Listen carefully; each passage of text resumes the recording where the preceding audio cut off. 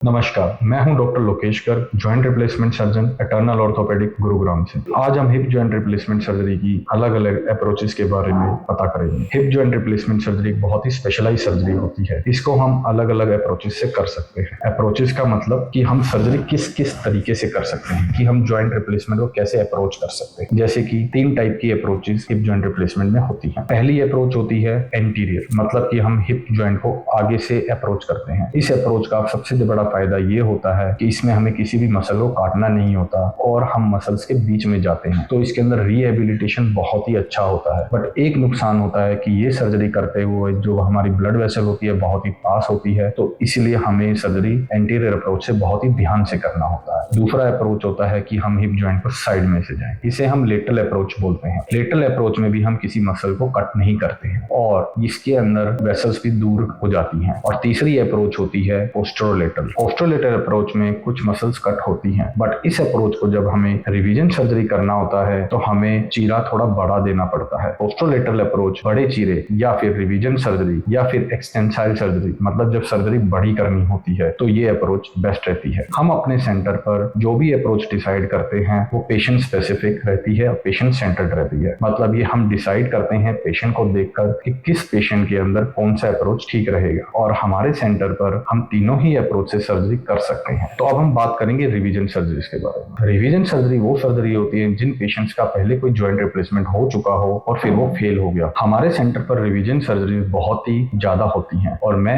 इस revision surgeries के लिए बहुत ही अच्छे से ट्रेंड हूं। ज्यादातर केसेस वो होते हैं जो कि कहीं और से जॉइंट रिप्लेसमेंट करवा कर आते हैं और फिर वो फेल हो जाते हैं। रिवीजन सर्जरी करने के बहुत से कारण रहते हैं, जैसे कि अगर मान लीजिए कोई इम्प्लांट फेल हो जाए या फिर जो पहले सर्जरी हुई है उस इम्प्लांट की पोजीशन ठीक ना हो और बायोमैकेनिकली वो फेलियर हो जाए, या फिर अगर पेशेंट अपने हिप जॉइंट रिप्लेसमेंट के बाद ठीक से उसे यूज ना करे या उसे ओवर यूज करें तो भी हिप जॉइंट रिप्लेसमेंट फेल हो जाते हैं। तो इन सर्जरीज को करने के लिए सबसे बेस्ट अप्रोच पोस्टेरोलेटरल रहती है, मतलब कि पीछे से जो हम जॉइंट रिप्लेसमेंट करते हैं वही अप्रोच बेस्ट रहती है रिवीजन सर्जरीज के लिए। आगे चलकर मैं आपको अपने कुछ केसेस भी दिखाऊंगा जिसमें हम देखेंगे कि कैसे हमने मुश्किल से मुश्किल रिवीजन हिप जॉइंट रिप्लेसमेंट किए हैं, जिसमें हमारे पास फैसिलिटी है कि हम 3D प्रिंटेड कस्टमाइज इम्प्लांट भी हम यूज कर सकते हैं, जिसमें कि जिन पेशेंट का हड्डी का पूरा खत्म हो चुका है और नया केज डालने के लिए कोई जगह भी नहीं है तो हम 3D प्रिंटेड केज बनवा कर उसके अंदर उसे हम लगाते हैं, ताकि जो हमारा हिप जॉइंट रिप्लेसमेंट का जो सेंटर होता है वो चेंज ना हो और वो मैकेनिकली ज्यादा स्टेबल रहे और उसमें फंक्शन भी ज्यादा अच्छा रहे। अब मैं आपको बताऊंगा कि 3D प्रिंटेड मॉडल जो रिवीजन हिप जॉइंट रिप्लेसमेंट में कैसे हेल्प करता है। जैसे कि मैं आपको दिखा रहा हूं कि कुछ